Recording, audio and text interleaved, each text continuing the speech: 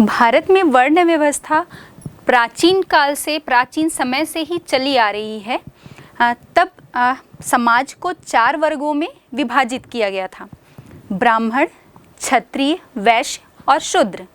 लेकिन ये जो विभाजन था वो मनुष्य के कार्यों के आधार पर कर्म प्रधान था। जैसा कर्म करता था उस आधार पर उसे उस वर्ग में रखा जाता था। लेकिन समय बदलता गया और समय के साथ साथ लोगों के जो कार्य हैं वो भी पैतृक होते चले गए, या मैं ये कहूँ कि उन्होंने अपने पैतृक व्यवसाय को ही अपना लिया। और इसी कारण से फिर जो वर्ण का विभाजन, या मैं कहूँ कि जो जाति का विभाजन है, वो कर्म के आधार पर ना होकर आपके जन्म के द्वारा ही निर्धारित हो गया, या जन्म के आधार पर ही निर्धारित होना शुरू हो गया।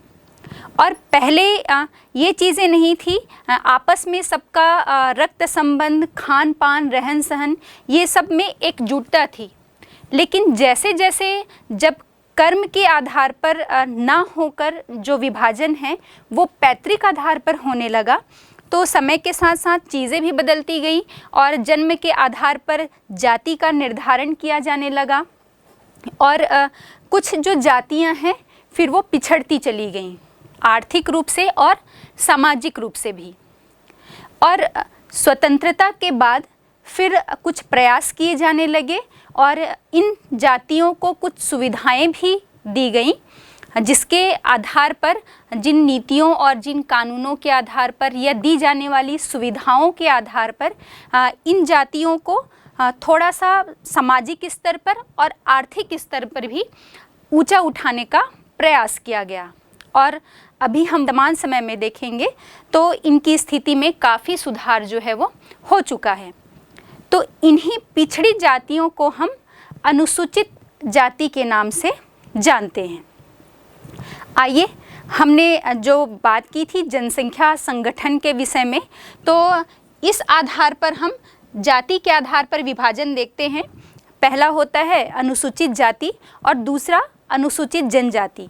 तो हम भारत में इनकी क्या स्थिति है, कहाँ पर इनका संकेंद्रण अधिक है, कहाँ पर कम है, इन सभी बातों में चर्चा करते हैं। तो अनुसूचित जो जाति है, इनके संकेंद्रण की जो प्रवृत्ति है, चूँकि ये कृषि और उससे संबंधित अन्य कार्यों में अधिक लगे हुए होते हैं, इसी कारण से इनका जो फैलाव, या मैं कहूँ संकेंद्रण जो है, वो हमें मैदानी क्षेत्रों में अधिक देखने को मिलता है हमारे भारत देश में। और इसमें भी प्रमुख रूप से हम देखें तो उत्तर प्रदेश, पंजाब है, हरियाणा है, बिहार है, पश्चिम बंगाल है, यहाँ पर हमें इनका जमाव जो है वो अधिक देखने को मिलता है। और साथ ही नगरीय क्षेत्रों की अपेक्षा इनकी संख्या जो है वो ग्रामीण क्षेत्रों में अधिक होती है या अधिक देखने को मिलती है। अब हम बात करते हैं इनका जो प्रादेशिक वितरण है, भारत में प्रादेशिक वितरण किस तरह का है। तो इसमें हम 3 स्तर पर इसे विभाजित करेंगे: सर्वाधिक संकेंद्रण वाले क्षेत्र, मध्यम संकेंद्रण वाले क्षेत्र और निम्न संकेंद्रण वाले क्षेत्र। तो पहले हम बात करते हैं सर्वाधिक संकेंद्रण वाले क्षेत्रों के विषय पर। ये जो सर्वाधिक जो जमाव है अनुसूचित जाति का, वो यदि हम राज्य स्तर पर देखें कि किन राज्यों में इनका जमाव अधिक है, तो मुख्य रूप से उत्तर प्रदेश और बिहार में इनकी संख्या जो है वो सबसे अधिक देखने को मिलती है। लेकिन अगर हम जिला स्तर पर बात करें तो उसमें हम देखेंगे कि बिहार का जो कूच जिला है और पश्चिम बंगाल का जलपाईगुड़ी, ये 2 जिले जो हैं, यहाँ पर अनुसूचित जाति की संख्या सबसे अधिक देखने को मिलती है। और वो भी कितनी है?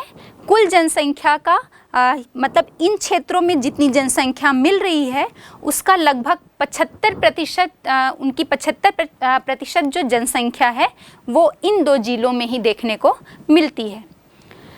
अब हम यहाँ पर फिर बात करते हैं, तीसरा स्थान जो है वो आपका उत्तर प्रदेश का मिर्ज़ापुर जिला है, जहाँ पर लगभग 32.6% जनसंख्या निवास करती है। फिर हम बात करते हैं क्रमशः चौथे स्थान पर राजस्थान का गंगानगर जिला आता है, जहाँ पर 29.0% अनुसूचित जाति की जनसंख्या मिलती है।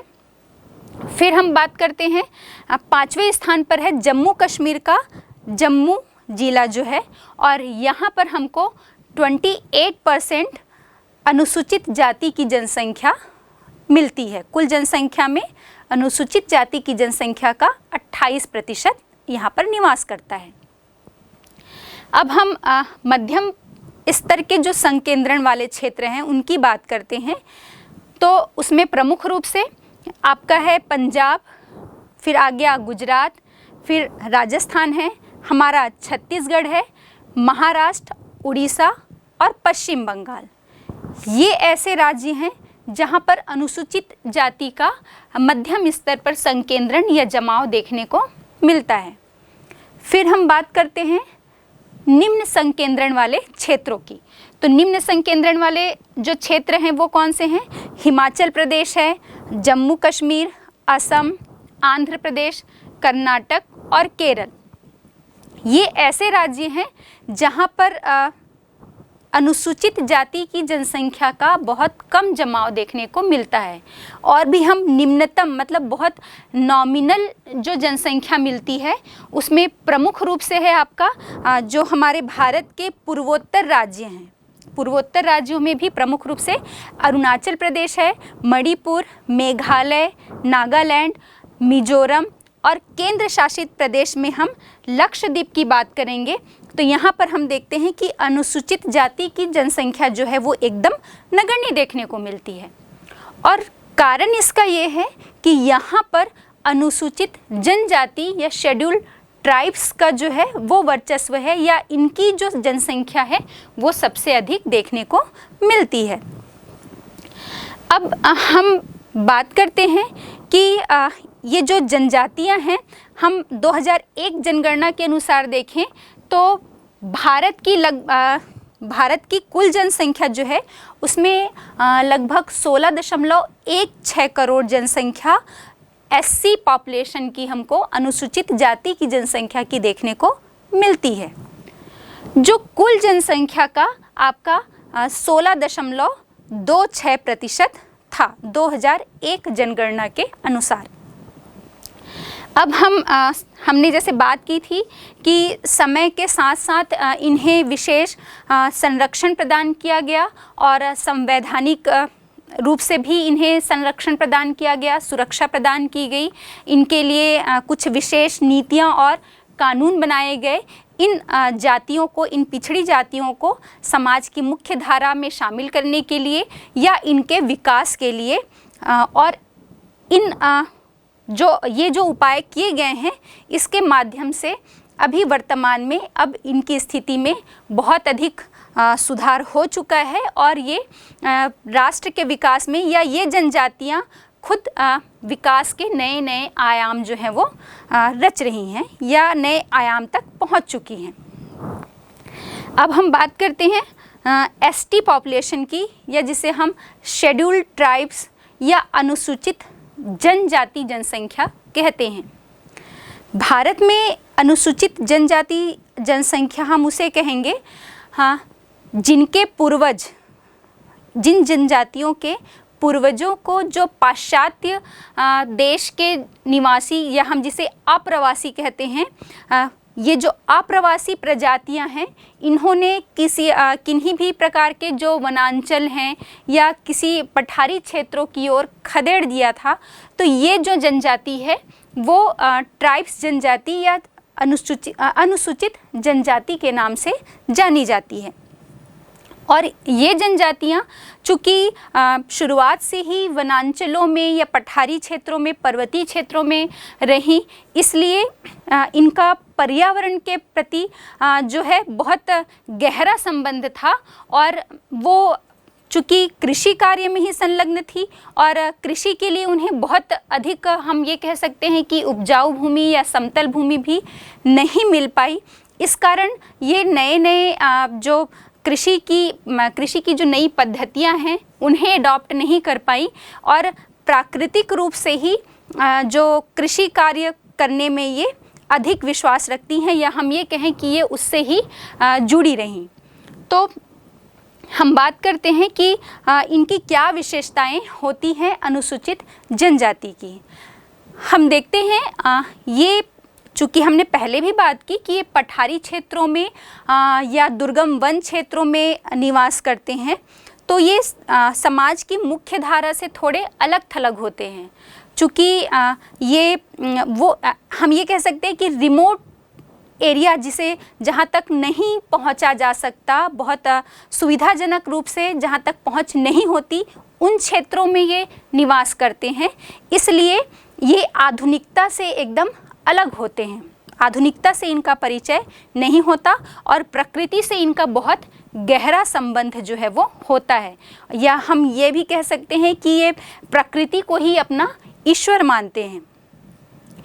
इनकी एक अलग, यदि हम सांस्कृतिक रूप में देखें तो इनकी अलग भाषा होती है, जनजातीय भाषा होती है जिसे ये बोलते हैं।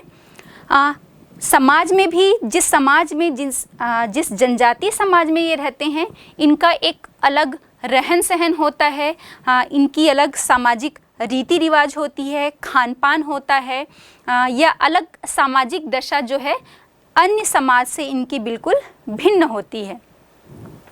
इनकी और अलग विशेषता की हम बात करें तो ये एकदम पुराने ढंग से कृषि कार्य करते हैं या प्राथमिक कार्यों में ही लगे रहते हैं, जिसमें प्रमुख रूप से कंदमूल या फल फूल एकत्र करना है, शिकार करना है, मछली पकड़ना है, या कृषि भी कार्य करेंगे तो ये झूमिंग कृषि करते हैं।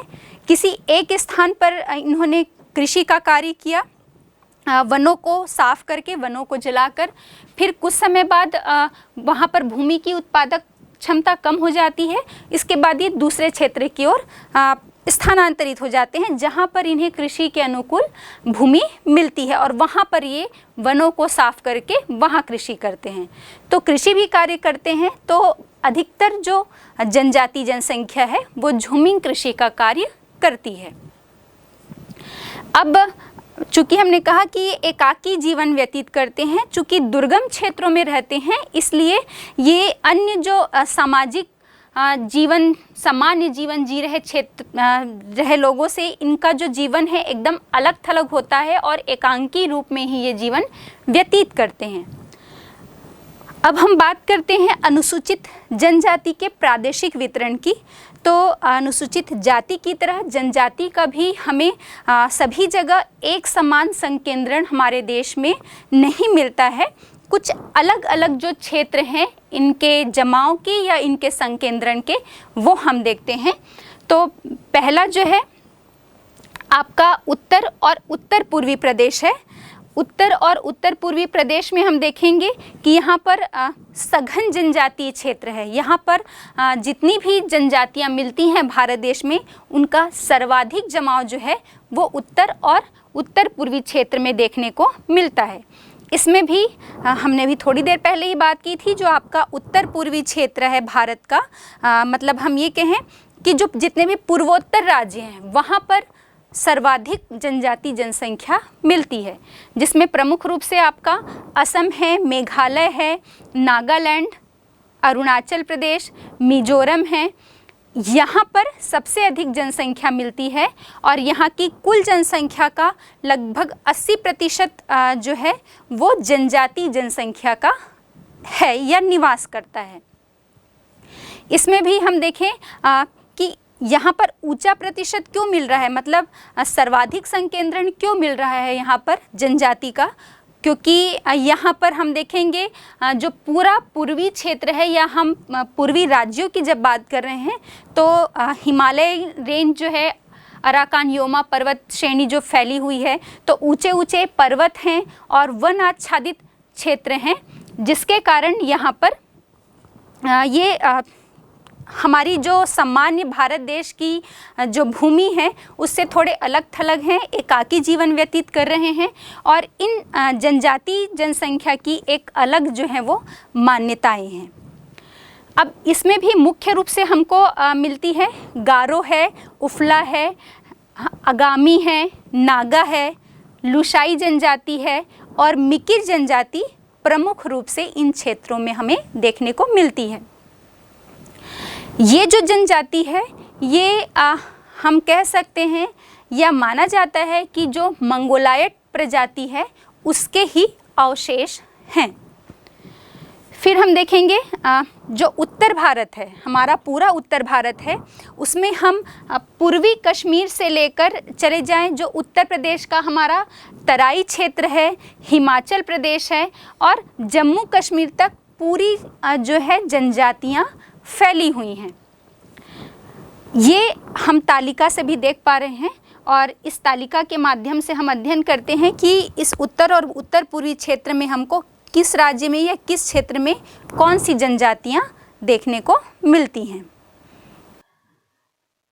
अनुसूचित जनजाति के उत्तरी और उत्तर पूर्वी प्रदेश में फैलाव की यदि हम बात करें तो ये तालिका से आपको स्पष्ट हो रहा होगा। इसमें हम क्षेत्र और जनजातियों की बात कर रहे हैं।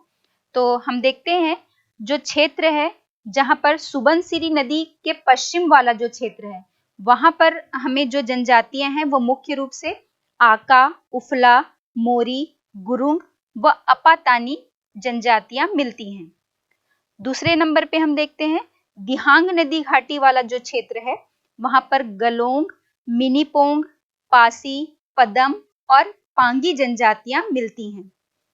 दिवांग व लोहित नदी घाटियों में पिश्मी जनजाति प्रमुख रूप से निवास करती है। चौथे नंबर पर हम देखते हैं जो पूर्वी क्षेत्र है वहां पर द्विगारी मेजू जनजाति मिलती है। फिर है नेक्स्ट पश्चिमी क्षेत्र। पश्चिमी क्षेत्रों में प्रमुख रूप से चुलीकाटा और बेल्जियास जनजाति निवास करती है। सुदूर पूर्व में देखें तो यहाँ पर खामती व सिंगपो जनजाति मिलती है। पटकोई श्रेणियों की घाटियों में नागा जनजाति मिलती है। मणिपुर और मेघालय राज्यों में कुकी, लुशाई, लखेर, चीन, खासी और गारो जनजातियां निवास करती हैं। सिक्किम व दार्जिलिंग के उत्तरी भागों में लेप्चा जनजाति मिलती है और तराई क्षेत्र में हम देखें तो पारू, भोक्सा, खासा, भोटिया, भुइया, माझी, चेरी, राजी, बेजर व खरधार जनजातियां निवास करती हैं। अब दूसरा हो गया ये तो सर्वाधिक संकेंद्रण जो हमको उत्तर और उत्तर पूर्वी क्षेत्र में देखने को मिला। दूसरा प्रदेश है मध्यवर्ती प्रदेश, जहाँ पर हमें मध्यम संकेंद्रण कह सकते हैं या इन जनजातियों का दूसरा जो जहाँ पर संकेंद्रण या जमाव कहेंगे वो मध्यवर्ती प्रदेश में हमको देखने को मिलता है। और इस मध्यवर्ती प्रदेश में भी हम बात करेंगे तो हमारा मध्य प्रदेश हो गया, छत्तीसगढ़ है, राजस्थान है, दक्षिणी उत्तर प्रदेश है, गुजरात है, बिहार है और झारखंड। उसके साथ साथ उड़ीसा राज्य जो है जहाँ पर हमें प्रमुख रूप से जनजाति जनसंख्या देखने को मिलती है। यहाँ पर कुल जनजाति जनसंख्या का लगभग 81.05% जो है वो निवास करता है। शारीरिक लक्षणों के आधार पर जो इन जनजातियों की शारीरिक विभिन्नता या शारीरिक लक्षण जो इसमें देखने को मिलते हैं तो ये लगभग जो ऑस्ट्रेलाइड प्रजाति की जनजातियां होती हैं उनसे समानता रखते हैं या उनसे मिलते जुलती हुई जनजातियां होती हैं। ये हम तालिका से भी देख पा रहे हैं और इस तालिका के माध्यम से हम अध्ययन करते हैं।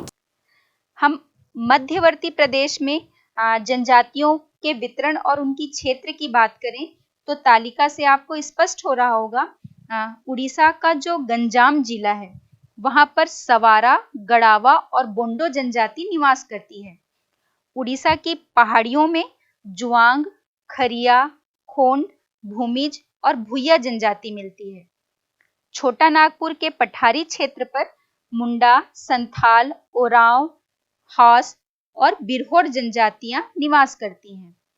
विंध्याचल की पहाड़ियों में हम देखें तो कटकारी, कोल और भील जो उत्तर पश्चिम में अरावली पहाड़ियों तक फैली हुई है। छत्तीसगढ़ का बस्तर जिला और उससे लगे आंध्र प्रदेश में हमें गोंड जनजाति निवास करती हुई मिलती है। ये गोंड जनजाति जो है गोंडवाना भूमि के आदिवासी होते हैं। फिर है सतपुड़ा पहाड़ियों के दोनों ओर और मैकाल पहाड़ियों के चारों ओर। इस क्षेत्र में कोरकू, अगारिया, प्रधान और बैगा जनजाति निवास करती है। फिर हम बस्तर क्षेत्र में देखें तो यहाँ पर प्रमुख जनजाति है वो मुड़िया और अबूझमाड़। ये दो जनजाति यहाँ पर प्रमुख रूप से निवास करती है। फिर हम बात करते हैं छत्तीसगढ़ के लगभग 75 लाख, मतलब कुल जनसंख्या जो होगी उसमें लगभग 75 लाख जो है वो आदिवासी जनसंख्या देखने को यहाँ पर हमको मिलती है। और ये जो 75 लाख जनजाति जनसंख्या है वो कुल जनसंख्या का 32.40% है। छत्तीसगढ़ में तो हमको लगभग सभी जिलों में जनजाति जनसंख्या देखने को मिलती है, ये जनजातियाँ निवास करती हैं। लेकिन प्रमुख रूप से यदि हम बात करें तो छत्तीसगढ़ का जो पूरा उत्तरी क्षेत्र है और दक्षिणी क्षेत्र, या हम ये कहें कि आपका बस्तर संभाग और सरगुजा संभाग के जो जिले हैं वहाँ पर सर्वाधिक संकेंद्रण देखने को मिलता है। इसके बाद इसके पश्चिमी क्षेत्र में मैकल पर्वत श्रेणी के सहारे भी जनसंख्या का अधिक जमाव है। तो प्रमुख रूप से यदि हम बात करें तो दंतेवाड़ा, जहाँ पर 78.8% जनजाति जनसंख्या रहती है। बस्तर की हम बात कर रहे हैं तो बस्तर में भी 66.5% जनजाति जनसंख्या है। फिर हम जशपुर में आ जाते हैं तो जशपुर में लगभग 65.4% जनजाति जनसंख्या है। इसके बाद सरगुजा की हम बात करें तो यहाँ पर 56% है। और कोरिया में यदि हम आ जाते हैं तो 44%। कोरबा जो जिला है यहाँ पर 43% हमको जनजाति जनसंख्या देखने को मिलती है। और इन सभी के साथ साथ हमें नारायणपुर, जो आपका दक्षिणी क्षेत्र है, यहाँ पर नारायणपुर, बीजापुर और कांकेर, यहाँ पर जो है वो जनजाति जनसंख्या का अधिक जमावड़ा या अधिक संकेंद्रण देखने को मिलता है। अब इन सब के अतिरिक्त हमारे छत्तीसगढ़ में 5 विशेष पिछड़ी जनजातियाँ निवास करती हैं, जिसमें प्रमुख हैं आपके बैगा है, अबूझमाड़िया है, कमार है, बिरहोर है और पहाड़ी कोरवा। ये 5 पिछड़ी विशेष जनजातियां हैं। और इन जनजातियों के अतिरिक्त अगारिया, भतरा, भैना, मुरिया, बिंझवार है ना, हलबा, कमार और मुंडा, ये प्रमुख जनजातियां निवास करती हैं। गोंड जनजाति जो है वो छत्तीसगढ़ की सबसे प्रमुख जनजाति है। ये जनजाति सतपुड़ा पर्वतमाला से लेकर गोदावरी नदी तक के क्षेत्र में फैली हुई पाई जाती है। और प्रारंभ में इनकी जो राजनैतिक शक्ति कहें या राजनैतिक जो प्रभुत्व था वो बहुत अधिक था। और इन्हीं के नाम से ही जो मध्य युग में हम ये कहें कि गोंडवाना क्षेत्र जो है वो प्रसिद्ध हुआ है। ये अनुसूचित जनजातियाँ जो होती हैं इनकी अपनी अपनी बोली और रहन सहन होता है। इनका प्रकृति के साथ एक अटूट संबंध होता है और बहुत अच्छा सामंजस्य बिठा के रखते हैं ये प्रकृति के साथ। ये साथ ही साथ हम देखेंगे कि नृत्य और कला के, गीत संगीत के प्रेमी होते हैं। और इनके जो भी कुछ इनके घर में फेस्टिवल होगा, इनके समुदाय या समाज में किसी भी प्रकार का कोई पर्व या उत्सव होता है तो उसमें ये आवश्यक रूप से नृत्य और गीत संगीत का कार्यक्रम रखते हैं। नृत्य और संगीत जो है वो इनके जीवन का ही महत्वपूर्ण हिस्सा हम कह सकते हैं, उसके बिना ये नहीं जी सकते। और इसके अतिरिक्त इनकी और एक बहुत कलात्मक विशेषता हम कह सकते हैं कि जो स्थानीय आधार पर जो सामग्रियां मिलती हैं उसके आधार पर ये विशेष प्रकार की जो कलात्मक वस्तुएं हैं और वस्त्र जो हैं वो तैयार करते हैं जो बहुत ही आकर्षक होते हैं। सबसे महत्वपूर्ण बात जो हम जो आम समाज की मुख्य धारा से जुड़े हुए व्यक्ति हैं, या हम ये कहें कि बाकी जो मुख्य धारा से जुड़े हुए ऐसे व्यक्ति जो पूरी तरह से शिक्षित हैं और तकनीकी रूप से भी हम विज्ञान और तकनीकी में भी बहुत अधिक निपुण हैं, उनमें ये बात हमें देखने को नहीं मिलती।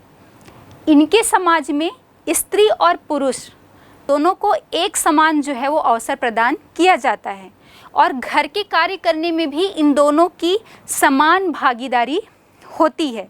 किसी को भी कम नहीं आंका जाता है।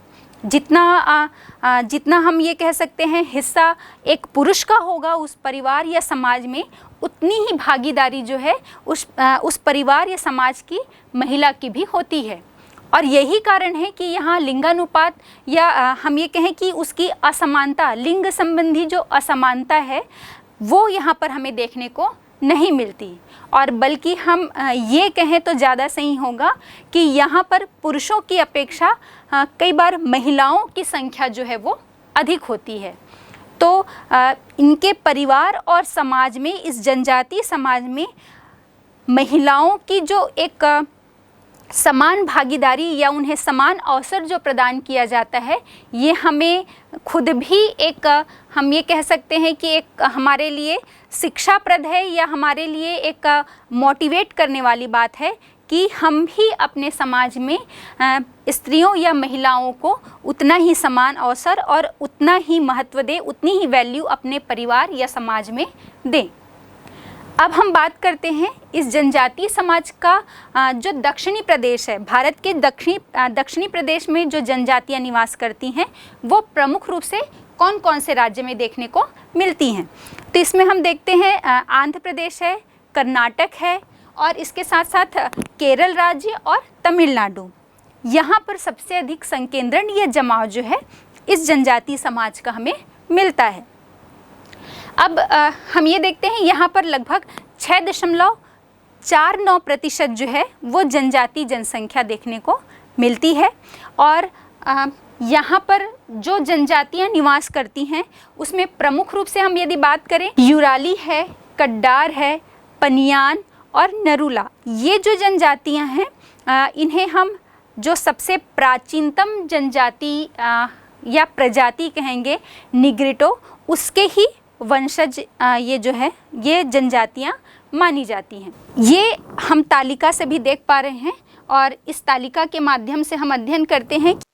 अब हम अनुसूचित जनजाति के दक्षिणी प्रदेश में इनका वितरण देखें तो यहाँ पर भी हम तालिका में देख रहे हैं कि आंध्र प्रदेश में कृष्णा नदी के पार ललाई और मल्लाई पहाड़ियाँ हैं, यहाँ पर चेंचू जनजाति निवास करती है।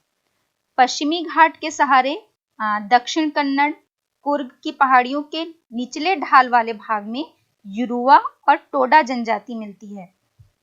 वहीं वायनाड में हम देखें तो इरुला, चेंचू, पनियान और कुरुम्बा जनजातियां निवास करती हैं।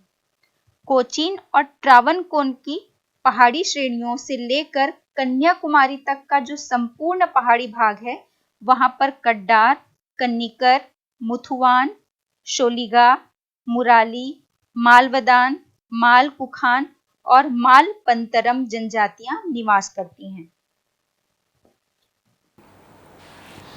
अब हम जनगणना के आधार पर बात करें तो भारत की जनगणना 1961 में जो जनगणना हुई उसमें इनकी संख्या जो थी वो 3 करोड़ थी, जो 2001 में बढ़कर 8.43 करोड़ हो गई। ये देश की जो कुल जनसंख्या है उसमें इस जनसंख्या का 8.02% जो है वो निवास कर रहा है, और लगभग भारत में जितने भी समुदाय मिलते हैं उसमें 354 प्रकार के जो समुदाय हैं वो इस अनुसूचित जनजाति के अंतर्गत शामिल किए जाते हैं। यदि हम जनगणना वर्षों के अनुसार देखें तो वर्ष 1941 की जनगणना में इस जनजाति जनसंख्या का लगभग 2.26% था।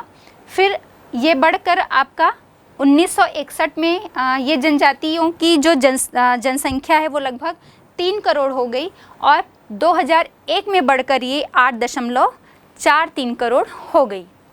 अब इनकी जो जनसंख्या है वो और इसलिए बढ़ रही है क्योंकि जो बहुत सी जनजातियां हैं और उन्हें इस अनुसूचित जनजाति में शामिल किया जा रहा है, और इस जनजाति की जो प्राकृतिक वृद्धि दर है वो बहुत कम मिलती है हमें।